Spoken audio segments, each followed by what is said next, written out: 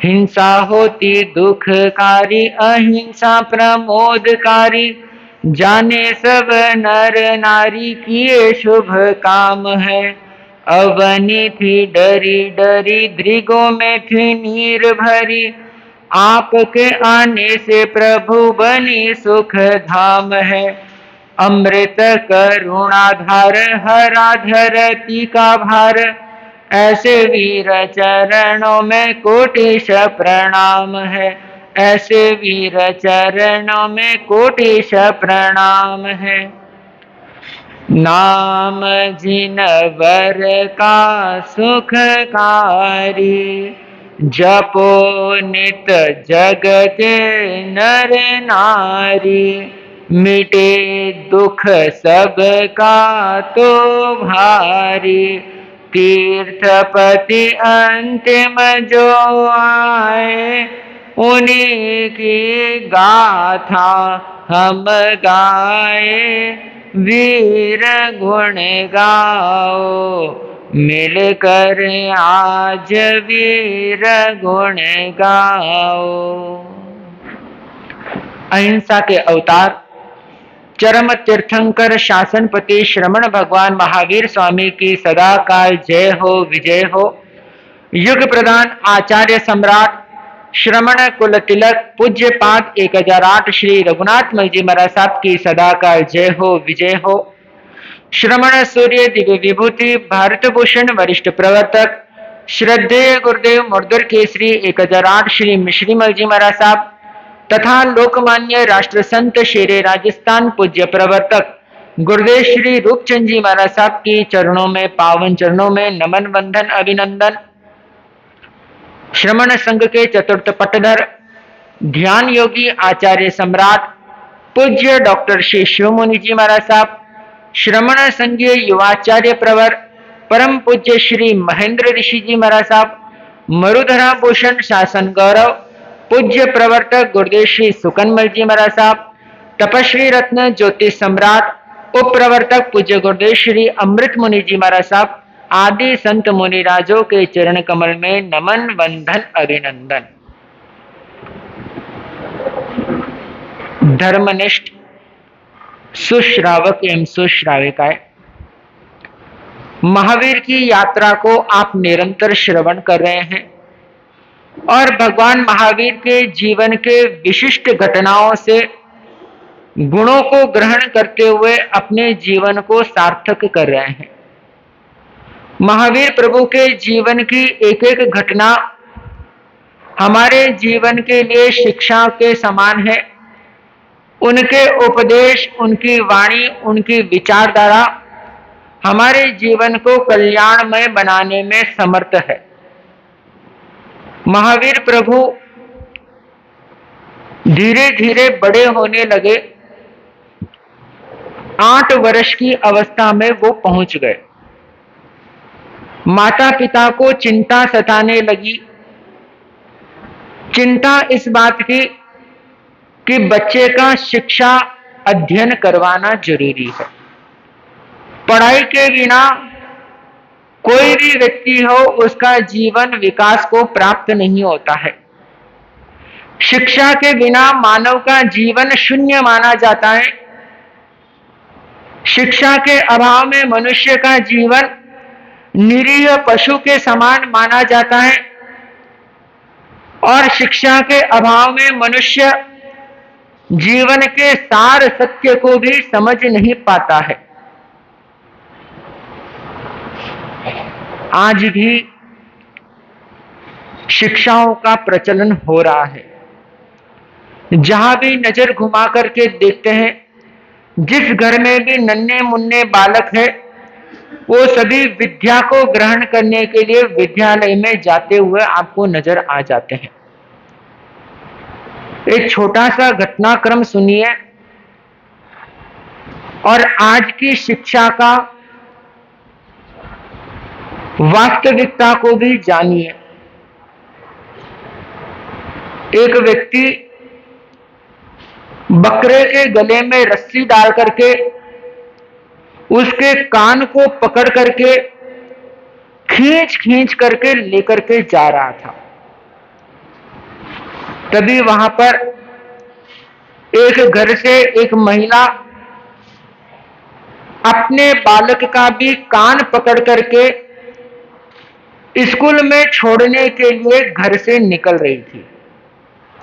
दोनों तरफ दृश्य क्या है? समान रूप है। उधर बकरे का भी कान पकड़ा गया है और इधर बालक का भी कान पकड़ा गया है। और वो नन्हे से बालक के मन में यह था कि स्कूल मुझे नहीं जाना है, शिक्षा मुझे ग्रहण नहीं करनी है। और उसके कान को जोर से पकड़ करके वो बहन लेकर के जा रही थी। बालक रो रहा था, छुड़वाने की कोशिश कर रहा था। तभी उस बालक की दृष्टि उस बकरे पर पड़ी और बकरे पर जैसे ही नजर पड़ी तो मां से कहा कि मां, क्या ये बकरा भी स्कूल जा रहा है, जो इसका भी कान पकड़ करके स्कूल ले जाया जा रहा है? वो बहन सोचने को मजबूर हो गई, क्योंकि उस बकरे का और इस बालक का दृश्य समान रूप में हो गया। उसे भी जबरन लेकर के जाया जा रहा था और इस बालक को भी जबरदस्ती लेकर जाया जाने लगा। वर्तमान की शिक्षा भी कुछ इसी प्रकार की हो गई है। बालक के पल्ले कुछ पड़े या न पड़े, पर माता पिता क्या सोचते हैं? स्कूल भेजने से वो क्या बन जाएगा? पंडित हो जाएगा, विद्वान बन जाएगा, पढ़ा लिखा हो जाएगा। बालक में बुद्धि ग्रहण करने की क्षमता नहीं है, अध्ययन को ग्रहण करने की क्षमता नहीं है, पर फिर भी हम जबरदस्ती उसको क्या करते हैं? फोर्स करते हैं, प्रभाव डालते हैं, दबाव डालते हैं कि तुझे स्कूल जाना ही है। और मार्क्स का क्या बनाते हैं हम? मापदंड बनाते हैं। फर्स्ट डिवीजन में पास होना है, 100 से ऊपर तुझे नंबर लेकर के आना है, 95 से नीचे तेरे नंबर नहीं आने चाहिए। और बच्चे के ऊपर क्या डाल देते हैं हम?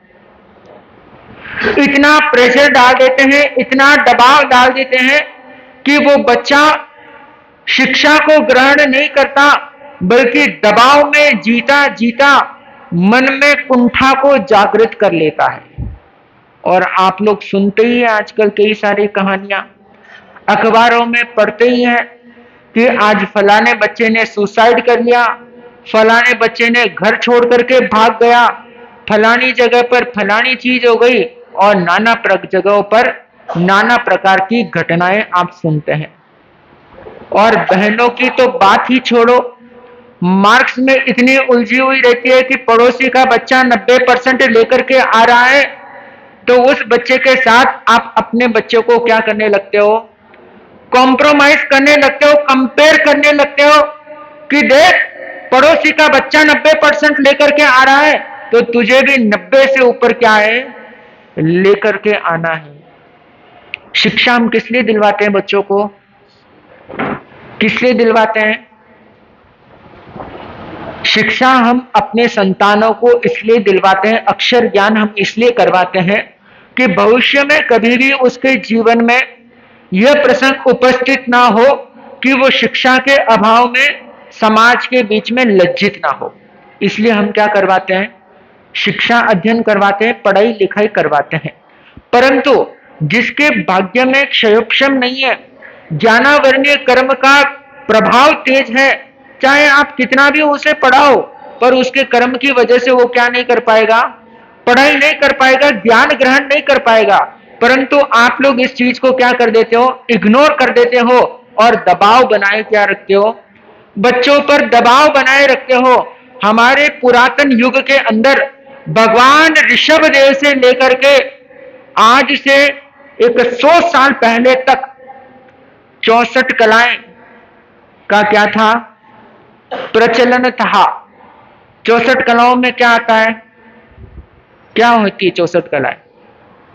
आपने सुना होगा, पढ़ा होगा कि हमारे प्राचीन युग के अंदर बच्चे कहां पर पढ़ने के लिए जाते थे?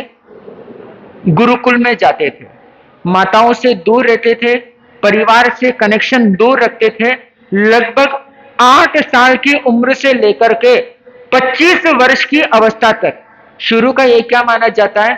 ब्रह्मचर्य की अवस्था मानी जाती है और 8 से लेकर 25 वर्ष की उम्र के तक बालक गुरुकुल में रहता था और गुरुकुल में उनसे क्या करवाया जाता था?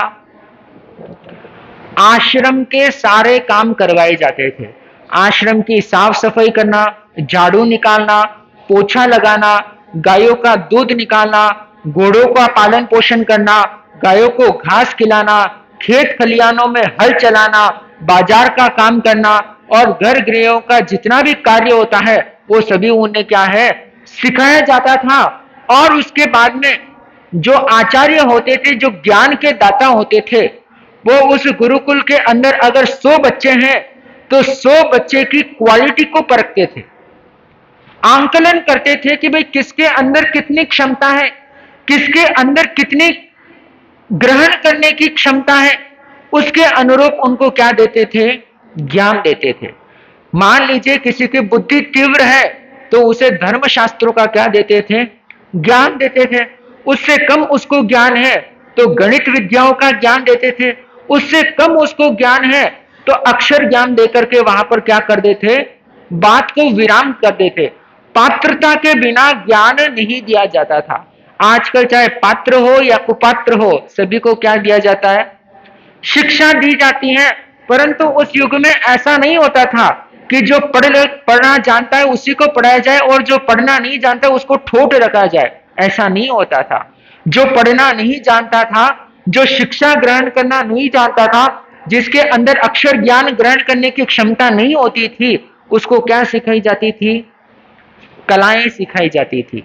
64 कलाएं सिखाई जाती थी। कलाओं में क्या आता है? कला किसे कहते हैं?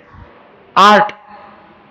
ऐसी कला जिस कला के माध्यम से व्यक्ति कभी भी भूखा नहीं मरता था, उसको क्या कहते हैं? कला कहते हैं। और आप पढ़ाई किस लिए करवाते हो बच्चों को? किस लिए करवाते हो? कि वे 4 अक्षर पढ़ लिख जाएगा तो अपना पेट वो पाल लेगा। यह अंदाजा लगा करके आप क्या करवाते हो? बच्चों को पढ़ाई करवाते हो। उस जमाने में भी ऐसा ही होता था, परंतु शिक्षा का स्वरूप अलग था। 64 कलाएं उन बच्चों को सिखाई जाती थी जो पढ़ाई करने में क्षमतावान नहीं था, ज्ञान ग्रहण करने में क्षमतावान नहीं था। उन बच्चों को सिलाई का काम सिखाया जाता था, घोड़सवारी करने का काम सिखाया जाता था, हाथी पर कैसे कंट्रोल किया जाए यह सिखाया जाता था, गायों का संरक्षण कैसे किया जाए यह सिखाया जाता था, किसान का कर्म सिखाया जाता, खेत कैसे खलिहान किया जाता है यह सिखाया जाता था, पेड़ पौधों का संरक्षण कैसे किया जाए यह सिखाया जाता था, कंस्ट्रक्शन का काम सिखाया जाता था, और भी तरह तरह के काम, यानी कि गाना सिखाया जाता था, कविताओं लिखना सिखाया जाता था, खाना बनाना, पाक को भी क्या कहा जाता है? एक कला कहा जाता है, पाक कला। इसको भी क्या है? एक आर्ट के अंदर लिया गया है। संसार की तमाम कलाओं जिसके माध्यम से व्यक्ति 2 रोटी कमा करके अपना पेट पाल सके, वो शिक्षाएं क्या है? उन्हें दी जाती थी, जिसके सहारे वो अपना जीवन क्या कर लेते थे? सफल कर जाते थे। कभी भी भूखा रहने का उन्हें क्या नहीं मिलता था? काम नहीं पड़ता था। यानी जिसकी जैसी क्वालिटी है, जिसमें जितनी क्षमता है, उसके अनुरूप उसको क्या दिया जाता था? शिक्षा दी जाती थी, ज्ञान दिया जाता था। और उस ज्ञान के बदौलत वो व्यक्ति अपने जीवन में क्या बन जाते थे? सफल बन जाते थे, अपने कलाओं में, अपने क्षेत्रों में महारत बन जाते थे। और आज सभी को समान रूप से अध्ययन करवाया जाता है, पढ़ाई करवाई जाती है, शिक्षा दी जाती है, परंतु कलाओं का क्या हो गया है? अभाव हो गया है। जीवन जीने का तरीका उन्हें क्या है? नहीं सिखाया जाता है। आज हमारे भारत देश में सबसे ज्यादा ग्रेजुएशन करने वाले, पोस्ट ग्रेजुएशन करने वाले युवक और युवतियां हैं, और वो सबसे ज्यादा क्या है? बेरोजगार है। उनको किसी प्रकार का क्या नहीं मिला है? रोजगार नहीं मिला है। हम कई गांवों में जाते हैं, देखते हैं, और उनके माता पिता आकर के कहते हैं कि बाबूजी इसने बीएड किया है, एमएड किया है, इसने पीएचडी तक की है, परंतु रोजगार का क्या नहीं मिल रहा है उसको? साधन नहीं मिल रहा है। ये समस्या किस लिए उत्पन्न हुई? कि हमने शिक्षा पर तो ज्यादा फोकस कर लिया, परंतु जो कलाएं हैं, जो आर्ट है, वो आर्ट हमने उसको नहीं सिखाया। इस वजह से वो पढ़ लिखने के बाद में भी क्या बना हुआ है, बेरोजगार बना हुआ है। शिक्षा तो पाली, परंतु जीवन जीने का तरीका वो प्राप्त नहीं कर पाया है। क्योंकि एक बार पढ़ लिखने के बाद में व्यक्ति छोटे काम करने में क्या रखता है, हिचकिचाहट रखता है। अरे मैं तो एमएड किया हूं, मैं बीएड किया हूं, मैं बीकॉम किया हूं, मैंने एमकॉम किया हूं, मुझे छोटे काम करना क्या नहीं देता है, शोभा नहीं देता है। आपके वडेरों ने, आपके पूर्वजों ने पढ़ाई पहली कक्षा, दूसरी कक्षा, तीसरी, चौथी, पांचवी तक क्या किया होगा, पास किया होगा, परंतु जीवन के रण संग्राम में कभी भी वो क्या नहीं हुए हैं, पराजित नहीं हुए। आज तो आप हम दो हमारे एक वाले कल्चर में जीते हो, दो की बात तो भूल ही जाओ। हम दो हमारे एक वाली कल्चर में जीते हो, परंतु वो युग ऐसा था कि हम दो हमारे 12 वो वाले कल्चर में वो थे, परंतु 12 संतान होने के बावजूद भी कभी भी उनके बच्चे भूखे नहीं सोते थे। घर में कोई तरह की कमी नहीं होती थी। माँ बाप मजदूरी करके भी अपने बच्चों का क्या कर लेते थे, लालन पालन पोषण कर लेते थे। और कभी भी उन बच्चों के अंदर कुसंस्कारों की क्या नहीं पड़ती थी, छाया नहीं पड़ती थी। माँ बाप के प्रति आज्ञाकारी वो बच्चे होते थे, माँ बाप के साथ रहने वाले वो बच्चे होते थे, माता पिता के कहे अनुसार कार्य करने वाले वो क्या होते थे, बच्चे होते थे। आज शिक्षा के अभाव में हमारे भारत देश में अराजकता का क्या छाया हुआ है, वातावरण छाया हुआ है। और जो भी नई गवर्नमेंट आती है वो क्या लालच देती है, क्या लालच देती है, हम इतने लोगों को रोजगार देंगे, इतने नौजवानों को ये देंगे वो देंगे, और उस लालच के अंदर नौजवान अपने भविष्य के सुंदर सपने को गर्त के अंदर क्या है, डाल देता है। मुझे आप बताओ, छोटे काम करने में क्या शर्म है, छोटा स्टार्टअप करने में क्या शर्म है, चक्की पीसने की मशीन घर में डाल करके आटा पीस करके व्यापार करने में क्या शर्म है, चाय कॉफी का ठेला डाल करके व्यापार करने में क्या शर्म है, रेस्टोरेंट खोल करके व्यापार करने में क्या शर्म है, कहीं किसी सेठ के वहां पर मुनीम बन करके काम करने में क्या शर्म है। पढ़ जाने के बाद में जीवन में जो लज्जा वो हिचकिचाहट आ जाती है, वो हिचकिचाहट के चलते नौजवान अपने भीतर के गुण को क्या नहीं कर पाता है, प्रकट नहीं कर पाता है। एक लीक से हमें हटना होगा, अंधानुकरण की परंपरा से हमें हटनी होगी। अंधानुकरण किसे कहते पता है, मैंने पढ़ाई की, मैंने शादी की, मैंने व्यापार किया, मैंने नौकरी की, मैंने संतानों को जन्म दिया, परिवार का पालन पोषण किया, बीमारी आई और मौत को पा गया। ऐसा जीवन कौन कौन जीते हैं, कौन कौन जीते हैं? 99.99% लोग ऐसा जीवन जीते आ रहे हैं और जीने वाले हैं।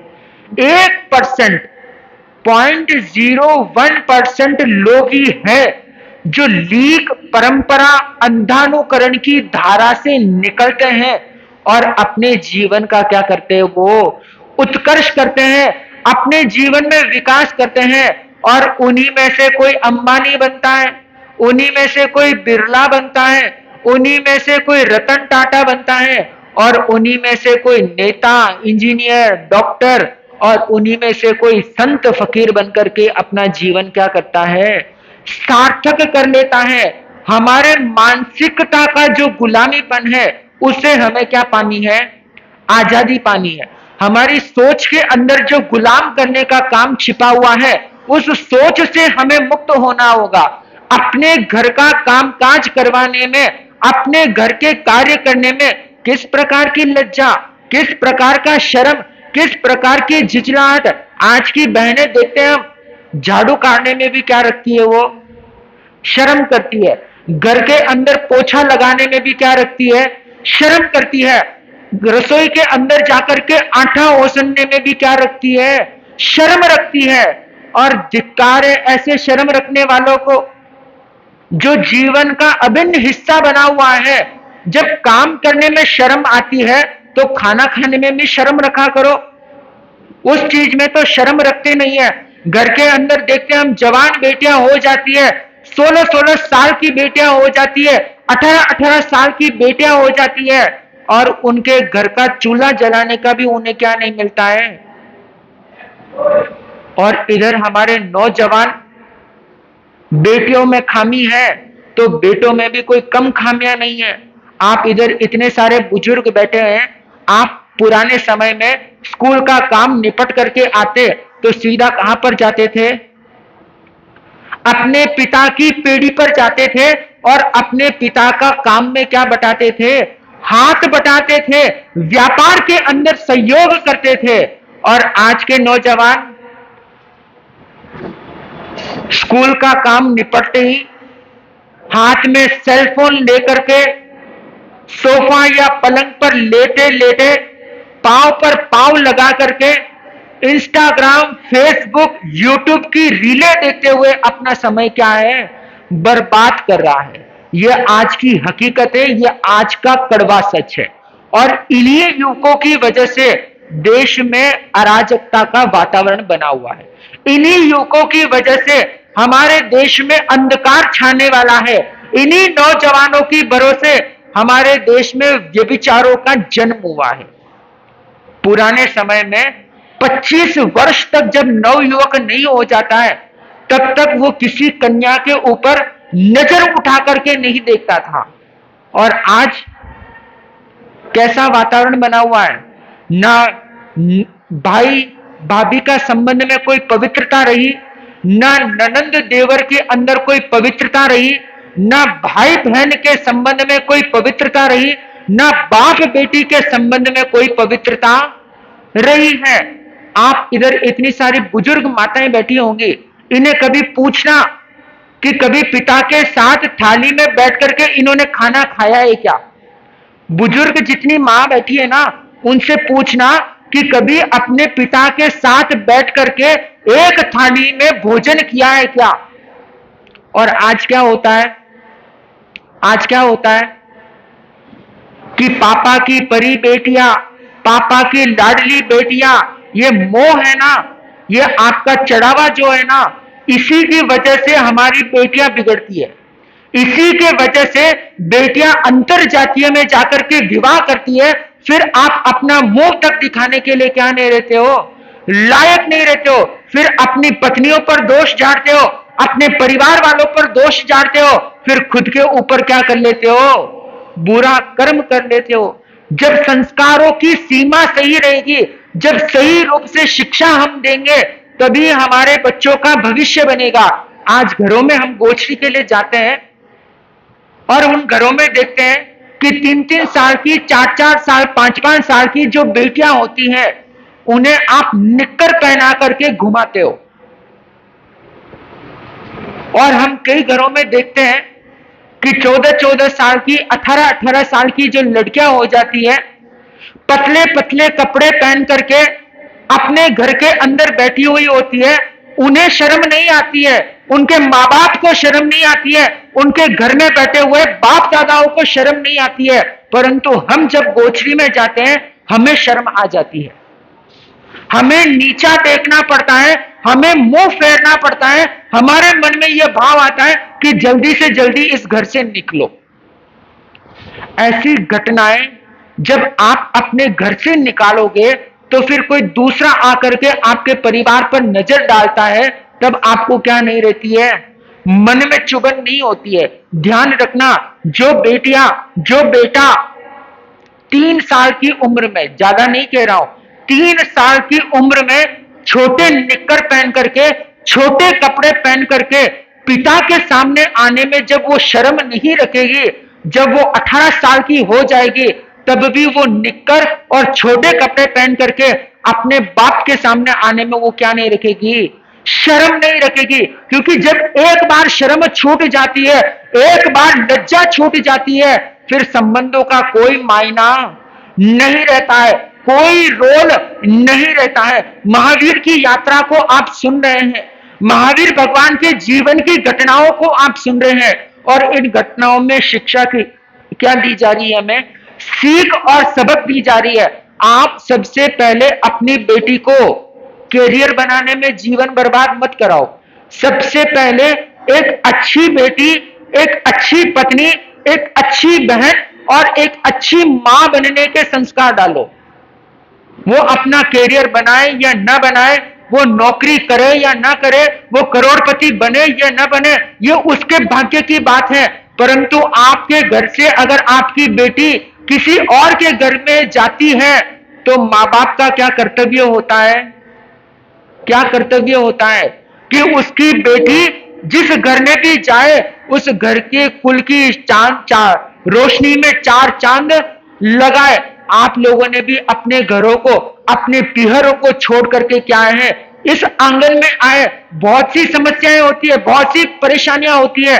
घर में कई तेज स्वभाव वाले होते हैं, खड़ूस स्वभाव वाले होते हैं, अकड़ने वाले भी होते हैं, परंतु खुद को एडजस्ट किया कि नहीं किया, खुद को उस वातावरण के अंदर ढाला के नहीं डाला, खुद को उस माहौल के अंदर सेट किया कि नहीं किया। हो सकता है इधर 40 साल की ब्याही हुई भी बहनें होंगी, 20 साल की भी होंगी, 5 साल की भी होंगी। जब पहली बार आप अपने घर आंगन में आए थे तो कैसा लगा हुआ होगा आपको, पूरा पराया, सब कुछ दूसरे लोग थे, परंतु खुद को उस वातावरण में सेट किया कि नहीं किया। और आज की बेटियां करती है, थोड़ा सा सासू कुछ कह देवे, थोड़ा सा पति कुछ कह देवे, एक पल में अपना सूटकेस बांध करके अपने पीहर में आकर के क्या हो जाती है, बैठ जाती है। मैं आप माताओं से स्पष्ट रूप से कहना चाहता हूं कि बेटियों का विवाह एक बार ही होता है। जो सच्ची नारी होगी, जो शीलवान नारी होगी, उसका विवाह एक बार ही होता है। और हमारे लोक कहावत में कहते हैं कि बेटियां जब ससुराल में जाती है तो खड़ी खड़ी आती है।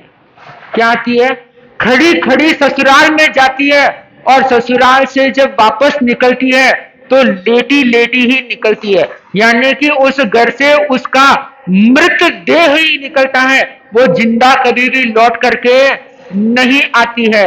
आज सहनशीलता का अभाव हो गया है, इतना अभाव हो गया है कि बच्चे होने के बाद में भी डिवोर्स होने की कहानियां हम सुन रहे हैं। डिवोर्स जैसी परिस्थितियां अगर जैन समाज में पनपती है, जैन समाज में बढ़ती है, तो कहीं ना कहीं श्रावक श्राविकाओं का दोष है, तो कहीं ना कहीं साधु साध्वियों का भी दोष है। क्यों साधु साध्वियों का क्यों दोष है? क्योंकि हम खाली प्रतिक्रमण, 25 बोल, 10वें कालिक, पचकान, क्रियाएं, इनमें उलझ करके बैठे हुए हैं। संस्कार हम साधु संत नहीं देते हैं, माँ बाप को उचित मार्गदर्शन नहीं देते हैं, समस्याओं को नहीं साझा करते हैं और एक पॉजिटिव मैसेज नहीं देते हैं। इसी वजह से आज मुझे बताओ, उदयपुर में क्या बेटियों का काल पड़ा है? आज मेरी इस धर्म सभा में बताओ, कहां कोई बेटियां हैं? कोई एक भी बता दो कि जिसका विवाह ना हुआ हो, ऐसी एक भी बेटी मुझे इधर तो नजर नहीं आ रही है। ये कमी क्यों आ रही है? क्यों आती है कमियां, क्यों आती है ये समस्याएं? क्योंकि हम अभी भी क्या बने हुए हैं, रूढ़िवादी बने हुए हैं। अब भी हम परंपराओं के चक्कर में उलझे हुए हैं, अब भी हम संप्रदायों की संकीर्णता में फंसे हुए हैं। इन वजहों से आज जैन धर्म को मानने वाले जैन श्रावक श्राविका, जैन बेटा बेटियां साधु संतों को त्रिकुटों के पाठ से वंदना करना तक नहीं जानते हैं। इससे बड़ा दुर्भाग्य और हो भी क्या सकता है कि जैन कुल में जन्म ले लिया, परंतु जैन साधु संतों की संगति नहीं पाई, जैन संतों का दर्शन नहीं कर पाया। विदेश से कई बच्चे आते हैं, हमारे कई सारे श्रावक श्राविका 20-20 साल, 25-25 सालों से विदेश में रहते हैं। उनके नेक्स्ट जनरेशन को हम देखते हैं, उनको मथे नंदा में तक बोलना नहीं आता है, उनको तिकुत्तों तक बोलना नहीं आता है, उनको साधु संतों के साथ संवाद करना तक नहीं आता है। ये दोष किसका माने हम, ये दोष किसको देवे हम? कहीं ना कहीं इस चतुर्विध संघ का ही दोष है कि हम अपने भविष्य को समय के साथ क्या नहीं किया है, अपडेट नहीं किया है। एक जमाना था नोकिया का फोन घर घर में गूंजता था कि नहीं गूंजता था? नोकिया ने पूरे देश में क्या मचा दिया था, तहलका मचा दिया था। परंतु समय बदला और समय के साथ नोकिया ने अपने आप को अपडेट नहीं किया। आज किसी के पास नोकिया का फोन मिलेगा? मिलेगा किसी के पास? किसी के पास वो नोकिया का फोन नहीं मिलेगा। ठीक वैसे ही अगर हमने अपने धर्म को अपडेट नहीं किया, साधु संतों की सोच को अपडेट नहीं किया, तो आने वाले 50 साल में शायद ये प्रवचन वगैरह सब क्या हो जाएंगे, बंद हो जाएंगे और वो नौजवान चर्च के अंदर चक्कर काटते हुए आपको नजर आ जाएंगे और किसी अन्य मोटिवेशनल स्पीकरों के वहां पर मत्था टेकते हुए आपको नजर आ जाएंगे। आज मैंने पिछले वर्ष चेन्नई चौमासे में यह आंकलन किया, यह रिसर्च किया कि हमारे जितने नौजवान हैं वो जैन संतों को फॉलो न करते हुए जो मोटिवेशनल स्पीकर है, जो उन्हें लुभावनी चिकनी चुपड़ी बातें करते हैं, उनको वो क्या करते हैं, फॉलो करते हैं और उनके कहे अनुसार आचरण करते हैं। और मान लो वो जनरेशन ऐसी हो गई है तो बचा कितना? और हमारी जनसंख्या तो सरकारी आंकड़ों के अनुसार 1% से भी कम क्या मानी जाती है? हमारी जनसंख्या मानी जाती है। इतने छोटे हैं, अगर अब नहीं संभले, अब नहीं चेते, तो आने वाले समय में रहा कुचा भी क्या हो जाएगा, खत्म हो जाएगा। एक जनरेशन ये वृत्त वाली चली गई, उसके बाद है क्या? आज यहां पर जितने भी आए हैं ना, सब लोग अबाउ 50 ऊपर ही है। 50 के ऊपर वाले ही नजर आएंगे, 50 से कम वाले बहुत कम नजर आएंगे। ना नौजवान स्थानकों में दिखते हैं, ना नई जमाने की बहुएं दिखती है, ना नए जमाने का बेटा दिखता है और ना नई जमाने की बेटियां नजर आती है। अगर ऐसा ही चलता रहा तो एक समय ऐसा आएगा कि जैन धर्म तो रहेगा परंतु जैन धर्म को मानने वाले क्या हो जाएंगे, खत्म हो जाएंगे और जैन धर्म खाली क्या बन जाएगा, एक इतिहास बन करके रह जाएगा। बंधुओं, महावीर की यात्रा को आप सुन रहे हैं और शिक्षा का सुनहरा क्या बना है, प्रसंग बना हुआ है। और हमारे व्याकरण के लिए कहते हैं माता शत्रु पिता वेरी, माता शत्रु पिता वेरी, येन बालो न पाटितः न शोभते सभा मध्य हंस मध्य बखो यथा। संस्कृत के अंदर यह श्लोक दिया गया है और शिक्षा का महत्व बताया गया है कि पढ़ाई क्यों जरूरी है। वो माता पिता अपने संतान के शत्रु हैं, वो माता पिता अपने बच्चों के दुश्मन हैं जो अपने बच्चों को न शिक्षा देते हैं न कला देते हैं। कला का मतलब कि अपनी विरासत के जो काम है, जैसे बनिया का बेटा बनिया, क्षत्रिय का बेटा क्षत्रिय, ब्राह्मण का बेटा पंडित और लोहार का बेटा लोहार, सुनार का बेटा सुनार। जो परंपरागत आर्ट अगर नहीं देंगे, कला नहीं देंगे, तो मान लेना वो माता पिता उस बच्चे के क्या कहलाएंगे, सबसे बड़े दुश्मन, सबसे बड़े शत्रु कहलाएंगे। क्योंकि उन्हें अज्ञान के अंधकार की छांव में क्या है, रख दिया। क्योंकि जो पढ़ा लिखा हुआ नहीं होगा, ज्ञानी नहीं होगा, समझने वाला नहीं होगा, वो सभी जगह से क्या होता है, तिरस्कृत होता है। सभा के बीच में हंस शोभा देता है या बगुला शोभा देता है? क्या शोभा देता है? हंस शोभा देता है, क्योंकि वो भेद करना जानता है और बगुला भेद करना नहीं जानता है। एक हम जब छोटे उम्र के थे, जब मेरी 13 साल की उम्र थी, 14 साल की उम्र थी, तो हमारे गुरुजी व्याकरण के ऊपर ज्यादा जोर देते थे। तो लघु सिद्धांत कौमुदी का जब हम पठन करते थे तो उसके अंदर व्याकरण की महिमा को बताने वाला एक संस्कृत का श्लोक है। उसमें कहते हैं यद्यपि बहुना दिशे तथापि पट पुत्र व्याकरणम स्वजनो स्वजनो माभूत सकलम शकलम सकृत शकृत। इसका मतलब यह होता है कि आप अपने बच्चों को ज्यादा कुछ पढ़ा ना पाओ तो कोई बात नहीं, परंतु व्याकरण का क्या दो, ग्रामर का ज्ञान देना जरूरी है, क्योंकि ग्रामर का ज्ञान नहीं होगा तो वो जीवन में गलतियां करता रहेगा। कैसे कि शब्द होता है एक तो स्वजन, कहते हो ना कि स्वजन प्रियजन, एक शब्द होता है स्वजन, और स्वजन में आधा स लगता है, सड़क वाला स आधा लगता है। और अगर व्याकरण का ज्ञान नहीं होगा तो शरबत वाला आधा श वो लिख देता है, स्वजन को स्वजन कहता है।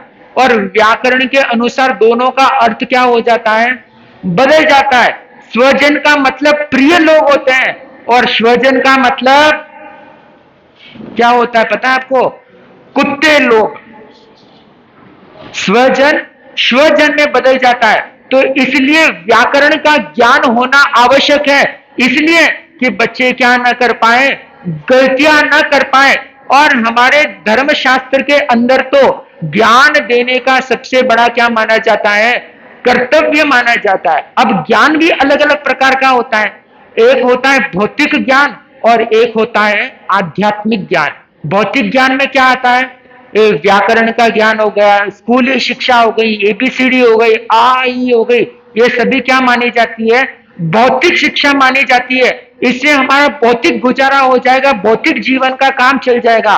परंतु दूसरी शिक्षा होती है आध्यात्मिक शिक्षा, जिसके अंदर क्या आता है, दया, करुणा, नम्रता, सरलता, ये सारी क्या मानी जाती है, अध्यात्म शिक्षा मानी जाती है। और श्रावकों को क्या उपमा दी जाती है, क्या उपमा दी जाती है, पुराने जितने भी श्रावक होते थे उनको क्या कहकर के संबोधित करते थे,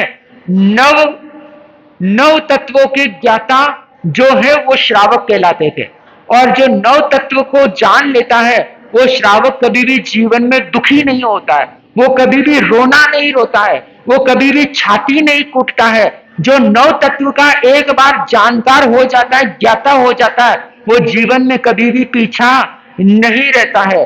पहले के श्रावक सभी नव तत्व के जानकार होते थे। और आपके मेवाड़ में तो ऐसी घटना हुई है राजसमंद के अंदर, आचार्य रघुनाथ जी महाराज के समय में, कि एक संत ने धर्म के विपरीत बातें कह दी, दया और दान के संबंध में ऐसी बातें कह दी। वहां के श्रावक इतने जागरूक थे कि उन्होंने संतों का व्याख्यान बंद करवा दिया। इतने श्रावक जानकार होते थे कि वो संतों के प्रवचन क्या करवा देते थे, बंद करवा देते।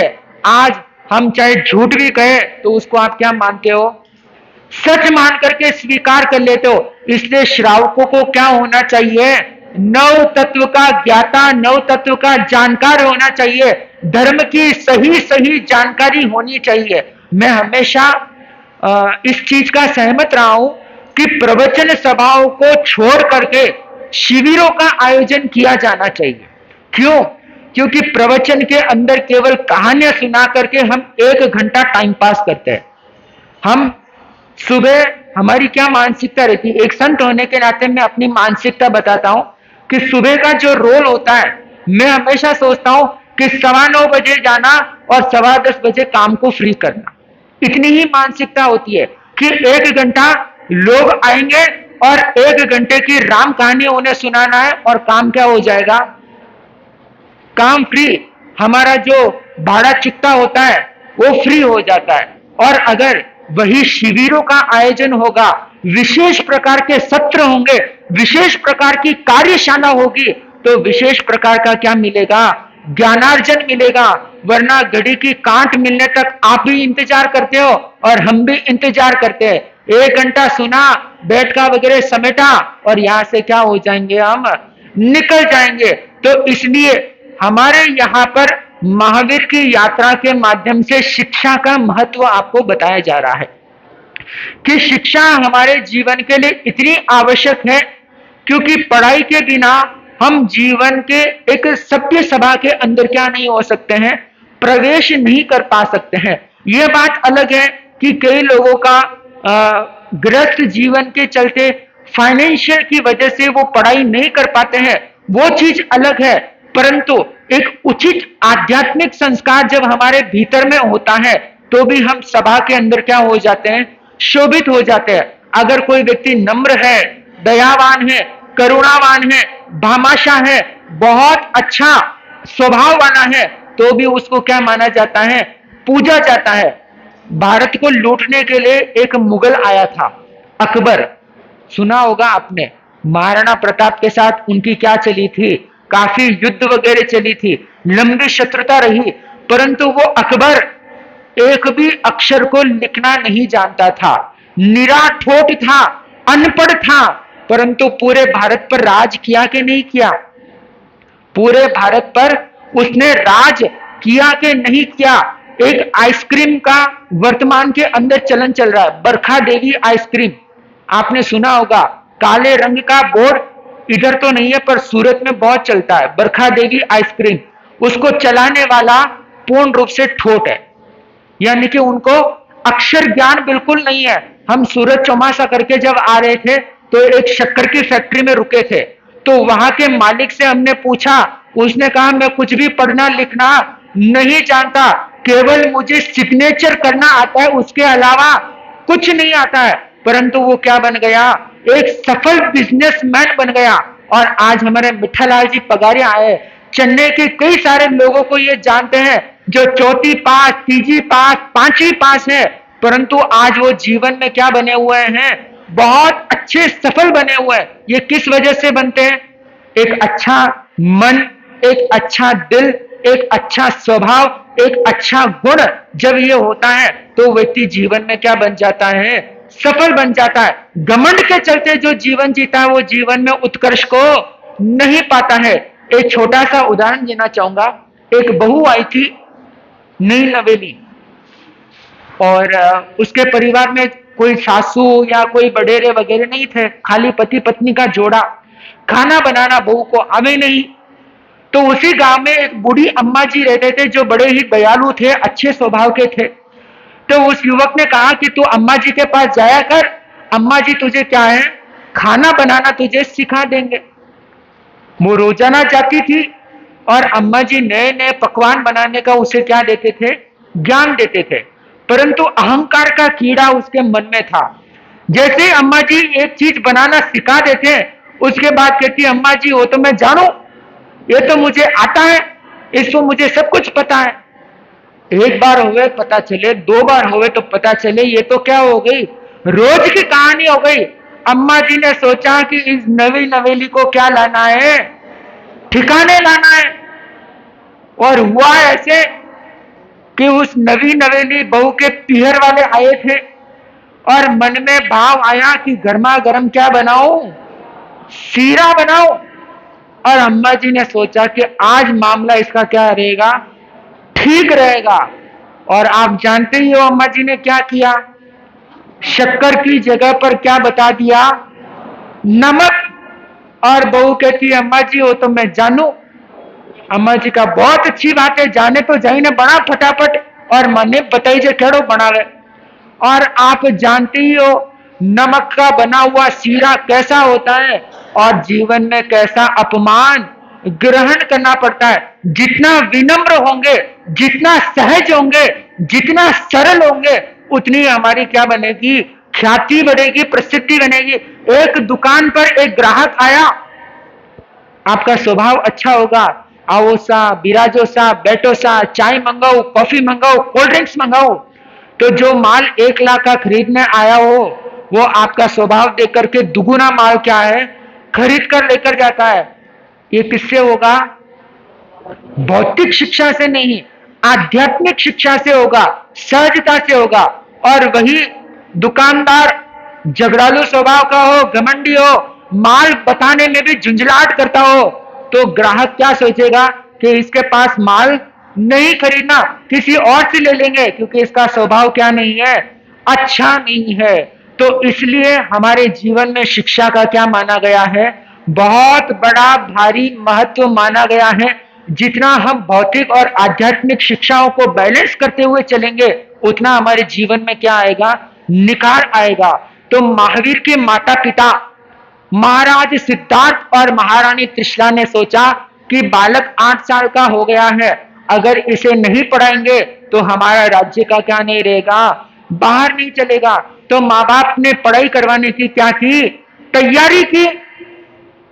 और शिक्षक के पास महाप्रभु वर्धमान को पढ़ाई करवाने के लिए भेजा। अज्ञान की दशा देखिए, जो जगत को ज्ञान देने वाले हैं उन्हें पढ़ाने के लिए स्कूल भेजा जा रहा है। तभी आकाश के इंद्र का आसन कंपायमान हुआ। इंद्र ने देखा कि तीर्थंकर के कोई गुरु नहीं होता है, परंतु महाराज सिद्धार्थ और त्रिशला मोह के वश होकर के क्या कर रहे हैं, ये काम कर रहे हैं। रूप बदल करके इंद्र आया, ब्राह्मण का रूप धारा और वर्धमान को कहां पर लेकर के आए, स्कूल में लेकर के आए। राजकुमार थे, बड़े ठाट बाट से लाए, ढोल नगाड़े सब बज करके आए। और महावीर प्रभु छदमस्त थे, तो उन्होंने जो माता पिता ने कहा उस आदेश का क्या किया, उन्होंने पालन किया। भीतर ज्ञान था, तीन ज्ञान था, परंतु कभी भी ज्ञान का डिंडोरा नहीं पीटा।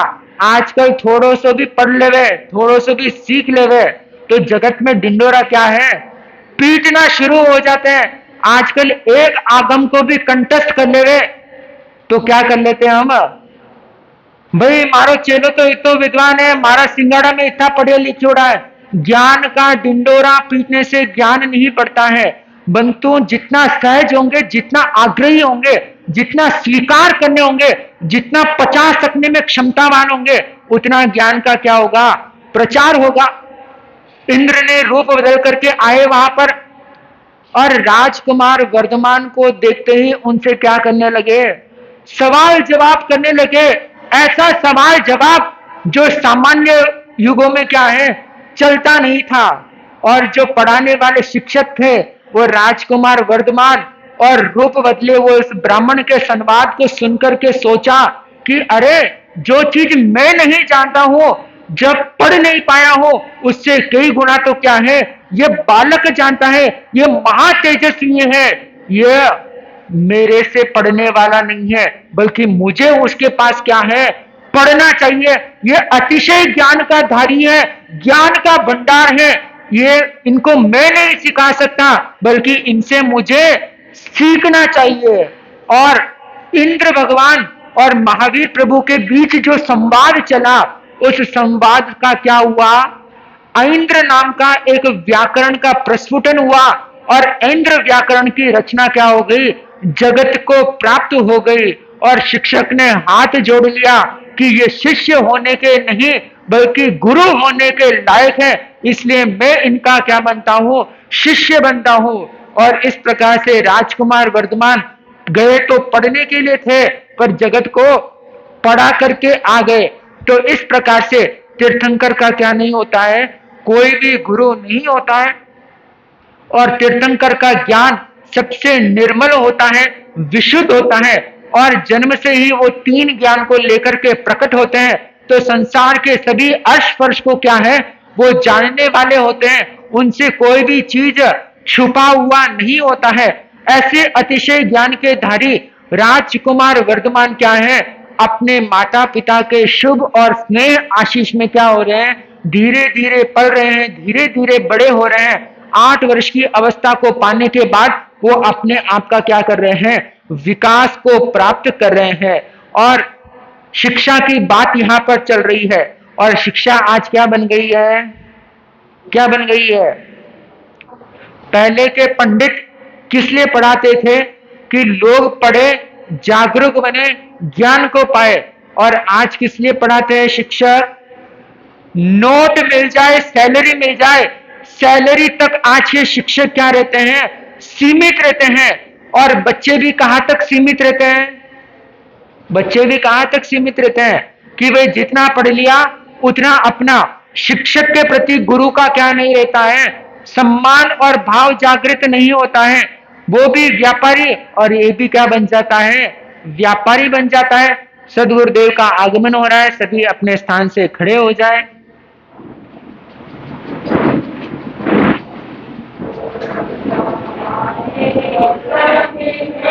तो आपको बताया जा रहा है, शिक्षा हमारे जीवन का अभिन्न अंग है।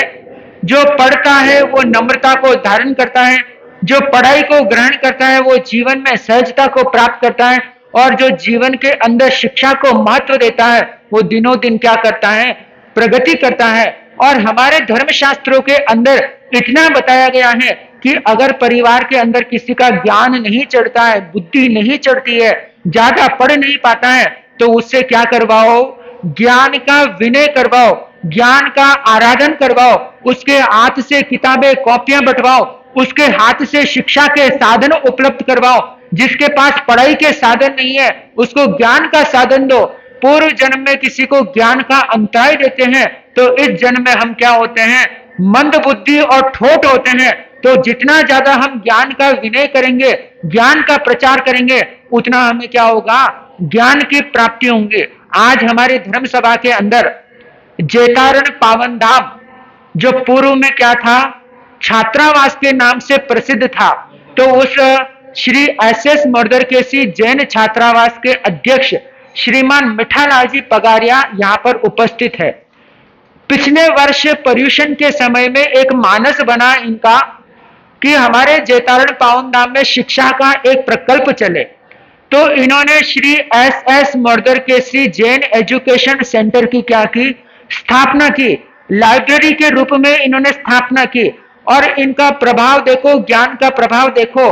और कई बार क्या होता है, समाज के अंदर कुछ योजना बनती है कि ऐसा टीप मंडाओ, फलाना जगह का चंदा इकट्ठा करवाओ, मानू देवी जे को नहीं, वो नहीं हो गए। इन्होंने संकल्प लिया कि चाहे 1 लाख लगे, 2 लाख लगे, 3 लाख लगे, पूरा खर्चा क्या होगा, मेरा होगा। और इन्होंने आधुनिक शिक्षाओं से समृद्ध 15 लाख रुपए लगा करके बच्चों के पढ़ने के लिए इतनी सुंदर व्यवस्था की।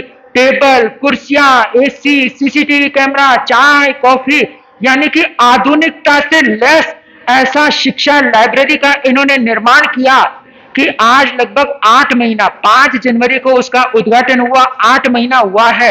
60 से भी ज्यादा बच्चे वहां पर क्या है, हाउसफुल वहां पर कार्य चल रहा है। और इसी को देख करके एक और स्थान में क्या बनाना, सेंटर बनाने का इन्होंने क्या है, मानस बनाया। तो ये क्या कहलाता है, ज्ञान का साधन बनता है।